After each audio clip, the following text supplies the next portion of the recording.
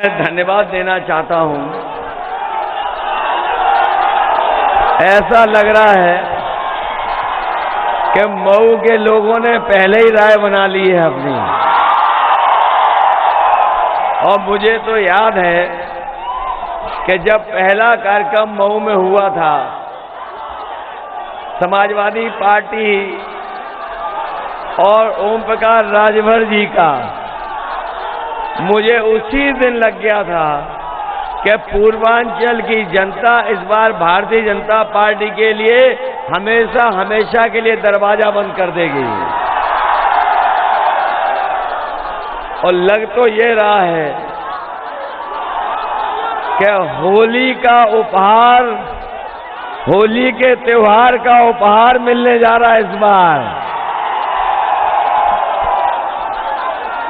7वें चरण में पूरा का पूरा सुपड़ा साफ होने जा रहा है। मैं मंच पर बैठे अपने पार्टी के जिलाध्यक्ष दूधनाथ यादव जी, चुनाव के प्रभारी चंद्रदेव राम यादव जी, समाजवादी पार्टी के प्रत्याशी घोसी से पूर्व मंत्री दारा सिंह चौहान जी, प्रत्याशी मऊ अब्बास अंसारी जी, प्रत्याशी मोहम्मदाबाद गोहाना राजेंद्र कुमार जी, मधुबन से समाजवादी पार्टी के प्रत्याशी उमेश पांडे जी, मंच पर उपस्थित राजीव राय जी, रामहरि चौहान जी, राकेश यादव एमएलसी, राम जतन राजभर जी, राजेंद्र मिश्रा जी से लेकर के बहुत यदुवंशी हमारे समाजवादी पार्टी की महिला सभा की अध्यक्ष लीलावती कुशवाहा जी, हमारे महेंद्र चौहान जी से लेकर के साधु यादव से लेकर के बहुत सारे हमारे सभी समाजवादी पार्टी के नेता, सभी समाजवादी पार्टी के नेता जो मंच में हैं,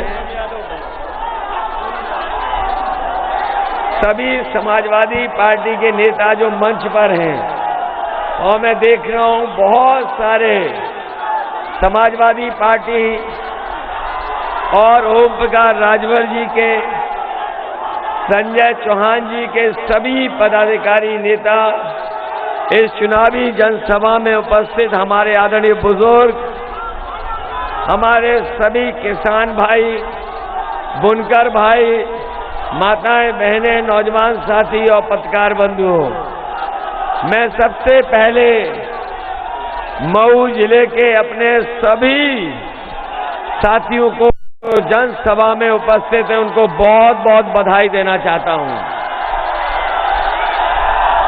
ये 7वें चरण का चुनाव और 6वें चरण का वोट पड़ चुका है। जब से समाजवादी पार्टी और छड़ी साथ आई है, विरोधियों के छक्के छूट गए हैं। मैं आपसे 7वें चरण का आप सबसे सहयोग मांगने आया हूं और मुझे उम्मीद है कि आप सब लोग मिलकर के जहां समाजवादी पार्टी चुनाव लड़ रही है उनका साइकिल का चुनाव याद रखेंगे, जहां छड़ी लड़ रही है वहां छड़ी चुनाव चिन्ह को याद रखेंगे और दोनों चुनाव चिन्हों को जिस भी विधानसभा से लड़ रहे हैं उन सबको एक एक वोट दे करके आप लोग जिता करके विधानसभा में पहुंचा देना। जहां तक इस चुनाव का सवाल है, ये चुनाव देश का सबसे बड़ा चुनाव होने जा रहा है। न केवल उत्तर प्रदेश के खुशहाली का चुनाव है, बल्कि भारत का संविधान बचाने का चुनाव है। भारत का जो लोकतंत्र है इसको बचाने का चुनाव है। और जहां बीजेपी के लोगों ने समय समय पर जनता को जो झूठ बोलने का काम किया है, ऐसे झूठे लोगों का उत्तर प्रदेश से सफाया करने का चुनाव है। वैसे तो हम और आप लोग गंगा मैया का पानी उठा करके सच बोलने की कसम लेते हैं, लेकिन बीजेपी के लोग तो कमाल के हैं, जो गंगा मैया का पानी छूने के बाद और उसमें स्नान करने के बाद भी झूठ बोलते हैं। कहने को तो भारतीय जनता पार्टी ये दावा करती है कि दुनिया की सबसे बड़ी पार्टी है, लेकिन इनके नेताओं के अगर आप भाषण सुनोगे, दुनिया में इतना झूठ कोई पॉलिटिकल पार्टी नहीं बोलती होगी जितना बड़ा झूठ भारतीय जनता पार्टी के लोग बोलते हैं। देश भर के नेता आज यूपी में आ गए हैं इनके। कोई बीजेपी का देश का नेता नहीं बचा है जो यूपी में प्रचार न कर रहा हो। और अगर इन नेताओं के आप बीजेपी के भाषण सुनोगे तो जो उनके छोटे नेता हैं वो छोटा झूठ बोल रहे हैं, जो बड़े नेता हैं वो बड़ा झूठ बोल रहे हैं, और जो सबसे बड़े नेता हैं वो सबसे बड़ा झूठ बोल रहे हैं। बताओ झूठ बोला कि नहीं बोला आपसे? हमारे किसान भाई आए होंगे, यही बीजेपी के लोगों ने कहा कि सरकार बन जाएगी तो किसानों की आय दोगुनी हो जाएगी। बताओ हमारे किसान भाइयों, आज पीछे मुड़ के देखो, अगर किसी भी किसान भाई की आय दोगुनी हो गई हो तो बता दो हमें। न आय दोगुनी हुई, और जिस तरीके से महंगाई बढ़ी है, बताओ डीजल महंगा हो गया कि नहीं हो गया? पेट्रोल 100 से पार हो गया कि नहीं हो गया? जब आप खाद लेने गए तो आपको खाद नहीं मिली, और खाद की बोरी को जब देखा होगा तो 5 किलो की चोरी हो गई कि नहीं हो गई? कभी कभी मैं सोचता हूं ये बीजेपी वाले 5 किलो की चोरी कहां से सीखे हैं? आपने बाजार में कभी पार्ले जी का बिस्किट पैकेट देखा?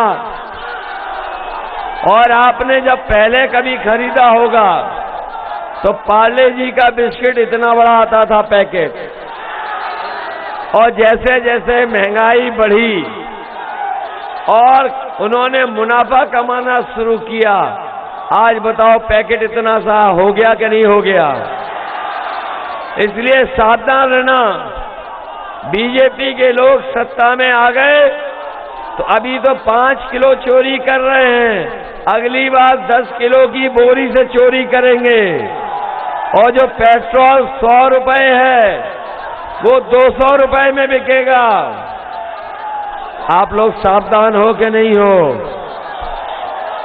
और बिजली का बिल जब आता है तो करंट लगता है कि नहीं लगता है? समाजवादियों का मैनिफेस्टो पढ़ लिया आपने? समाजवादी पार्टी ने तय किया है कि इस बार समाजवादी सरकार बनेगी तो 300 यूनिट फ्री बिजली देने का काम समाजवादी सरकार में होगा, और हमारे किसानों को कोई भी सिंचाई का बिजली का बिल नहीं देना पड़ेगा। किसानों को सिंचाई के लिए बिजली का बिल नहीं देना पड़ेगा, पूरा का पूरा बिजली का बिल किसानों के लिए माफ होगा। हमारे बुनकर भाई बहुत सताए गए हैं, बुनकर भाइयों को बहुत परेशानी का सामना उठाना पड़ा। जब से बीजेपी की सरकार आई है, हमारे मऊ के बुनकर भाई जानते होंगे, बताओ आप तकलीफ और परेशानी में हो कि नहीं हो? और जब से बीमारी आई, बीमारी के बाद लॉकडाउन, इन लॉकडाउन और बीमारी ने हमारे बुनकरों भाइयों को पूरी तरीके से तोड़ दिया कि नहीं तोड़ दिया? आज अगर हम देखें तो हमारे बुनकर भाई परेशान हैं, उनकी रोजी रोटी छीन ली। जो बिजली समाजवादी सरकार में कभी नेताजी ने फ्लैट रेट पर दी थी, उस इंतजाम को भी खत्म कर दिया। हम अपने बुनकर भाइयों को भरोसा दिला के जा रहे हैं कि जिस तरीके से नेताजी ने कभी आपको फ्लैट रेट पर बिजली देने का इंतजाम किया था, समाजवादी सरकार आएगी तो 24 घंटे बिजली देकर के फ्लैट रेट पर अपने बुनकर भाइयों की मदद करने का काम समाजवादी सरकार में होगा। न केवल बुनकर भाइयों को बिजली की मदद मिलेगी, बल्कि हम बुनकर भाइयों को कहना चाहते हैं, जिस समय समाजवादी सरकार थी, भदोही के बुनकर जो हमारे दरी बुनते हैं, उनके लिए न केवल सड़क, बिजली, पुल, बल्कि बुनकर भाइयों की बनी हुई कारपेट, दरी, उनके खरीदार भदोही में आकर के देख लें तो समाजवादियों ने एक्सपोर्ट मॉल को बनाने का काम किया था। एक्सपोर्ट मॉल बनाया। वहीं लखनऊ में बुनकर भाइयों को सुविधा देने के लिए बुनकर बाजार बनाया गया। गाजियाबाद में बुनकर बाजार बन रहा था, नोएडा जैसी जगह बुनकर बाजार बन रहा था। यही मुबारकपुर में साड़ियों के लिए एक बाजार बनाया था। मैं अपने बुनकर भाइयों को कह के जा रहा हूं, जहां बिजली की सुविधा देंगे, वहीं साल में एग्जीबिशन लगाने के लिए बुनकर भाइयों का सामान जो बने हुए उनको देखने के लिए अगर हमें एग्जीबिशन लगानी पड़ेगी, सरकार से अलग से बजट का पैसा देना पड़ेगा, तो सरकार में हम पैसा दे करके अपने बुनकर भाइयों की मार्केटिंग के लिए मदद करने का काम करेंगे। और आपसे कह के जा रहा हूं, ये जो समाजवादी पूर्वांचल एक्सप्रेस वे बना है, इसी पूर्वांचल एक्सप्रेस वे पर मऊ और आजमगढ़ के बीच में अगर हमें बुनकर भाइयों के लिए कोई बड़ा बाजार बनाना पड़ा तो एक्सप्रेस वे के किनारे बड़ा बाजार बनाने का काम समाजवादी लोग करेंगे, जिससे कि कोई दिल्ली को जाने वाले लोग, लखनऊ में जाने वाले लोग और कारोबार व्यापारी, अगर उन्हें सुविधा मिले तो एक्सप्रेस वे के किनारे हम बुनकर भाइयों का बड़ा बाजार बनाने का काम करेंगे। जिन्होंने लखनऊ से आगे वाली सड़क देखी होगी, वो जानते होंगे इसी बड़ी सड़क के किनारे किसानों के लिए मंडी बनाना शुरू किया था। वो मंडियां इसलिए जिससे किसानों को हम एमएसपी दे सके उनकी फसल के लिए। हम आपको कह के जा रहे हैं, इस एक्सप्रेसवे के किनारे जहां बुनकर बाजार बनेगा, बुनकरों की सुविधा के लिए बनाया जाएगा, वहीं अपने किसानों को उनकी फसल का एमएसपी मिल जाए, इसके लिए अगर बड़ी मंडी बनानी पड़ेगी तो किसानों की मदद के लिए बड़ी मंडी बनाने का काम करेंगे। इधर आपने देखा होगा कि हमारे बाबा मुख्यमंत्री गर्मी निकालने की बात कर रहे थे। बाबा मुख्यमंत्री कह रहे थे गर्मी निकाल देंगे। बताओ, छड़ी ने और साइकिल ने उनकी गर्मी निकाल दी कि नहीं निकाल दी? और मुझे तो ये लग रहा है कि मऊ के लोगों ने तैयारी कर ली है भाप निकालने की। बताओ, भाप निकाल दोगे कि नहीं निकाल दोगे?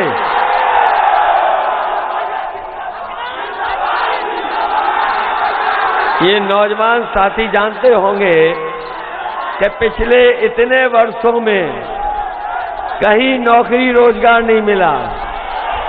बताओ, नौकरी मिली आपको? कोई रोजगार दे पाई है? इसलिए समाजवादी पार्टी आपसे कह के जा रही है और उन गर्मी निकालने वाले को कह के जा रहे हैं, समाजवादी सरकार बनेगी तो फौज में भर्ती निकलवाने का काम समाजवादी लोग करेंगे। न केवल फौज की भर्ती बल्कि उसके साथ साथ पुलिस की भी भर्ती निकालेंगे। और ये जो हमारे पढ़े लिखे नौजवान हैं ये जानते होंगे कि 11 लाख पद खाली है सरकार में जो अभी तक भरे नहीं गए। समाजवादी सरकार बनेगी तो बीएड टेट वालों को समायोजित करने का काम समाजवादी सरकार में होगा। न केवल बीएड टेट वाले बल्कि नई शिक्षक भर्ती भी अगर निकालनी पड़ेगी तो तमाम नौजवानों को शिक्षक बना करके उनको नौकरी देने का काम समाजवादी सरकार में होगा। ये दरोगा भर्ती वाले कोर्ट घुमाए, सरकार से लड़ लिए, सरकार से लड़ रहे हैं, लेकिन अभी तक इनकी मदद नहीं हुई है। दरोगा भर्ती को भी पुनः इसका रास्ता निकाल करके इनको भर्ती कराने का काम समाजवादी सरकार में होगा। यहां पर बहुत सारे लोग आए हैं, गांव-गांव से आए हैं। आप जानते होंगे कि 3 साल से हमारे बच्चों की पढ़ाई चौपट हो गई। बच्चे पढ़ नहीं पा रहे हैं और अगर बच्चे नहीं पढ़ पाएंगे तो हमारा भविष्य चौपट हो जाएगा।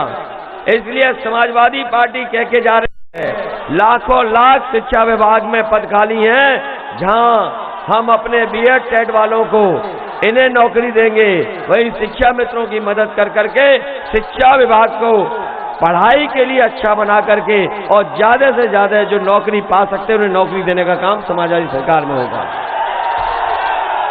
ये मैं हाथों में नौजवानों को स्मार्टफोन लिए देख रहा हूं। ये बहुत स्मार्टफोन लिए हुए दिखाई दे रहे हैं हमें। ये स्मार्टफोन कहीं बाबा जी ने तो नहीं दिए? बाबा जी तो कह रहे हैं उन्होंने 2 करोड़ बांट दिए। उन्होंने कहा 2 करोड़ स्मार्टफोन बांट दिए। लैपटॉप मिला आपको, लैपटॉप तो बाबा जी किसको देते रहे लैपटॉप? और आपको इसलिए नहीं दिया गया, आपको लैपटॉप इसलिए नहीं दिया गया क्योंकि बाबा जी खुद चलाना नहीं जानते। क्या बाबा जी लैपटॉप चला पाते हैं? और अभी उनकी एक तस्वीर देखी होगी आपने, जहां पर वो अपने आप को खड़ा किया हुआ है, खुद पूरब देख रहे हैं और जनता पश्चिम देख रही है। वो तस्वीर देखी कि नहीं देखी?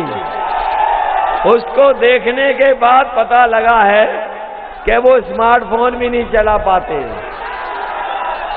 और आपने उनके बड़े नेताओं का भी सुन लिया होगा, जब से उन्होंने लैपटॉप के लिए कहा है जनता लोटपोट हो जा रही है।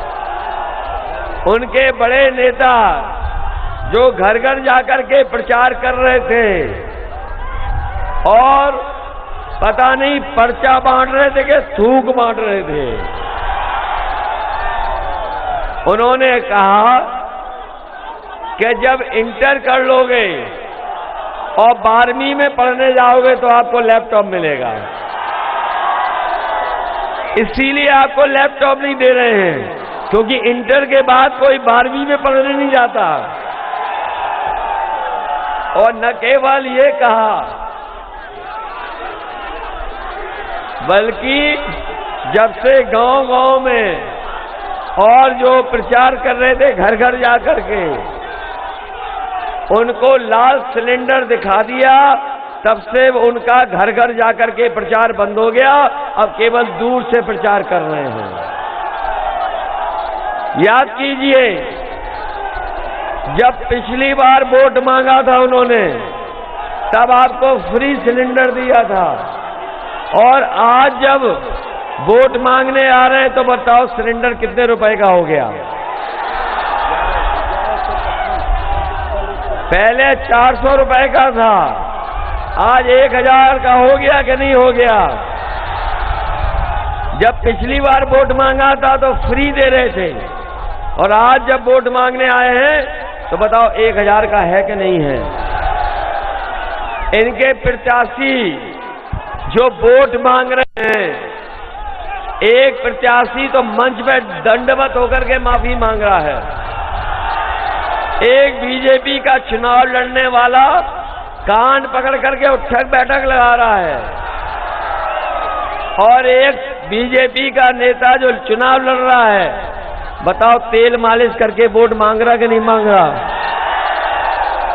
मैं ये कहना चाहता हूं कि बीजेपी के प्रत्याशी तेल की सर पे चंपी भी कर लें और कान पकड़ करके 700 बार उठक बैठक कर लें, तब भी हमारा किसान और ये नौजवान इन्हें माफ करने वाला नहीं है।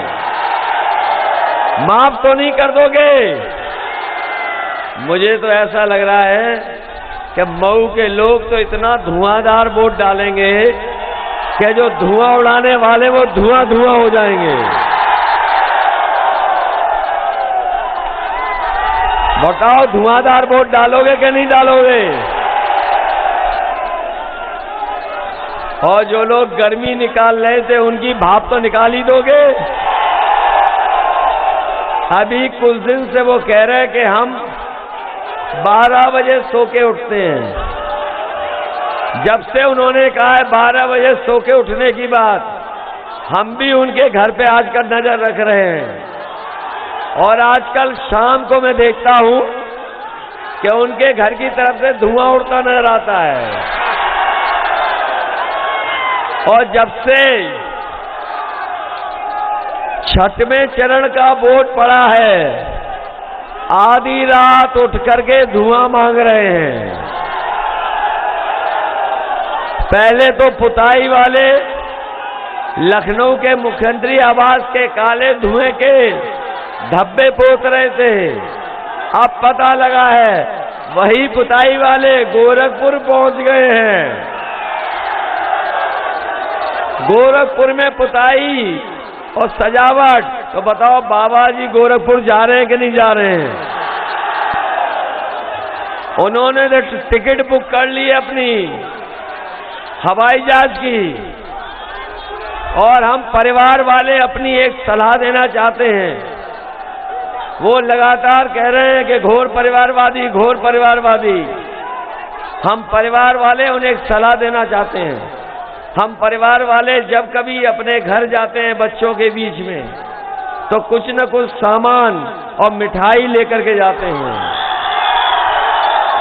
हम अपने बाबा मुख्यमंत्री जी से कहेंगे कि जब वो गोरखपुर जाए तो कम से कम अपने गुल्लू के लिए बिस्कुट लेते जाएं।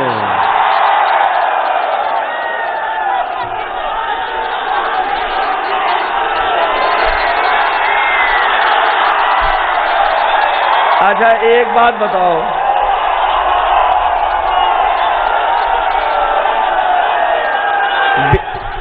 बीजेपी का वोट बताओ सांड चढ़ गए कि नहीं चढ़ गए? अब कुछ लोग पछता रहे हैं। पछता रहे कि नहीं पछता रहे? इनकी सरकार में मऊ भी सताया गया और गऊ भी सताई गई। गऊ और मऊ दोनों को सताया इन्होंने क्या नहीं सताया? अब तो हमारे साथ दारा सिंह चौहान जी भी आ गए हैं। बताओ कुश्ती जीतोगे कि नहीं जीतोगे? जिसके साथ दारा चौहान हो वो बताओ कुश्ती कैसे हार सकते हैं? इसलिए मैं आपसे निवेदन करने आया हूं, अपील करने आया हूं कि हमारी पार्टी के सभी प्रत्याशी, गठबंधन के सभी प्रत्याशियों की मदद करना। जहां हम 300 यूनिट फ्री बिजली दे रहे हैं, किसानों को सिंचाई माफ कर रहे हैं, वहीं हमारे पुराने कर्मचारियों का पुरानी पेंशन को बहाल कर रहे हैं। जो हमारे जागरूक लोग हैं, समझदार लोग हैं, वो जानते होंगे कि बीजेपी के लोग पहले राशन नवंबर तक दे रहे थे, अब चुनाव आ गया तो मार्च तक दे रहे हैं और मार्च के बाद के लिए इन्होंने बजट में पैसा नहीं रखा है। इसलिए मैं अपने गरीब भाई बहनों को कह के जा रहे हैं, आप समाजवादी पार्टी और गठबंधन को जिताओ, छड़ी और साइकिल को जिताओ और आप 5 साल राशन पाओ।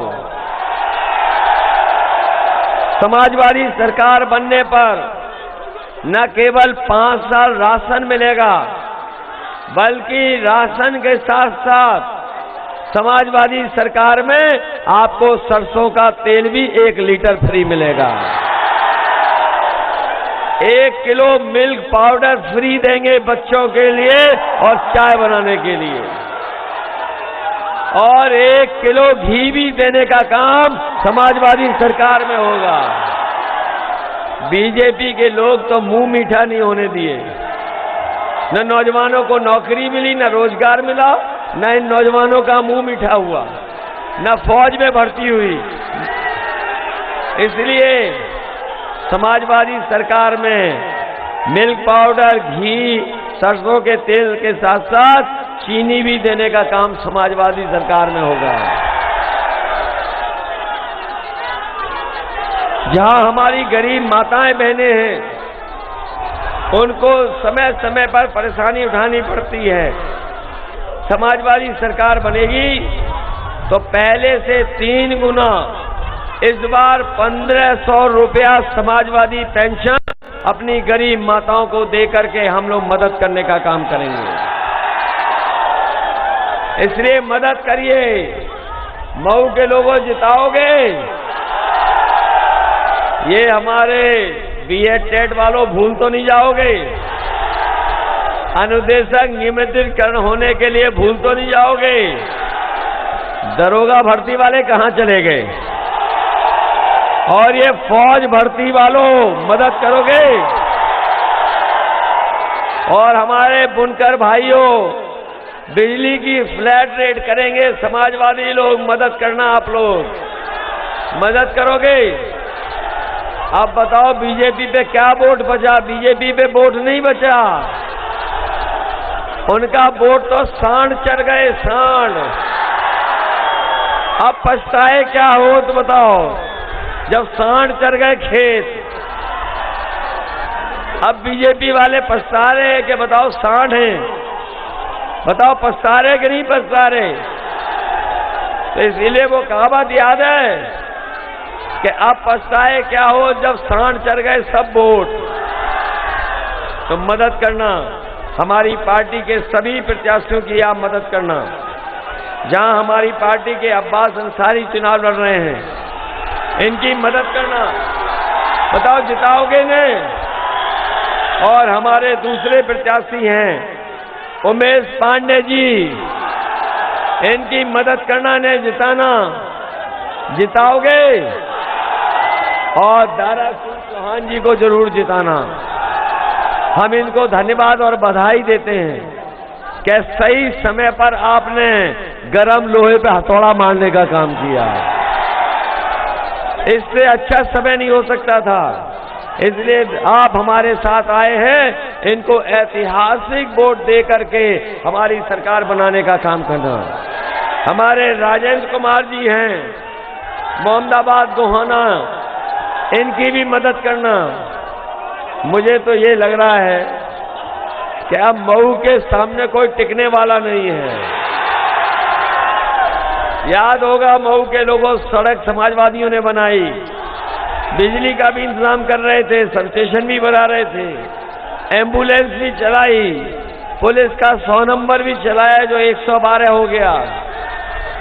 अगर आने वाले समय में अपने गरीबों की मदद के लिए हमें एम्बुलेंस बढ़ानी पड़ेगी तो एम्बुलेंस बढ़ाएंगे। 100 नंबर वाली गाड़ी जो 112 हो गई, अगर पुलिस के और कानून व्यवस्था को, इंतजाम को बेहतर करने के लिए अगर हमें गाड़ी बढ़ानी पड़ी तो गाड़ियां बढ़ा करके हम यहाँ की कानून व्यवस्था की ठीक करने का, मदद करने का काम करेंगे। रोजगार सेवकों मदद होगी तुम्हारी। वहीं क्या बताएं हम आपको, जो घबराए हुए लोग हैं उनकी भाषा और व्यवहार बदल गया कि नहीं बदल गया? आजकल तो आप हार उनके चेहरे पे देख रहे होंगे, और न केवल हार के खिसिया गए हैं बल्कि समाजवादी पार्टी के नेताओं को अपमानित भी कर रहे हैं। बताइए स्वामी प्रसाद मौर्य जी के ऊपर अटैक किया कि नहीं किया? ये इसलिए अटैक किया क्योंकि वो जानते हैं जनता आज बीजेपी के साथ नहीं है। ओम प्रकाश राजभर जी जब नॉमिनेशन करने गए, बताओ इनको अपमानित किया कि नहीं किया? और राजीव राय पे भी इनकम टैक्स का छापा पड़ गया कि नहीं पड़ गया? और इसलिए पड़ा क्योंकि ये समाजवादी पार्टी के साथ हैं। न केवल इनके यहां पड़ा, बीजेपी ने अपने ही घर में छापा मार दिया। याद है कि नहीं याद है? जो दीवालों से रुपए निकले थे वो समाजवादियों के नहीं थे, वो बीजेपी के थे। याद है कि नहीं याद है? इसलिए मैं आप सबका बहुत बहुत धन्यवाद देता हूं, बहुत बहुत आभार प्रकट करता हूं। मैं बधाई देता हूं आपको। ये जोश और उत्साह बता रहा है कि इस बार मऊ में किसी दल का कोई खाता नहीं खुलने वाला। आप सबकी मदद करिए, सबको जिताइए, यही निवेदन, यही अपील मैं आपसे करने आया हूं। आप सबका बहुत बहुत धन्यवाद, बहुत बहुत बधाई आपको।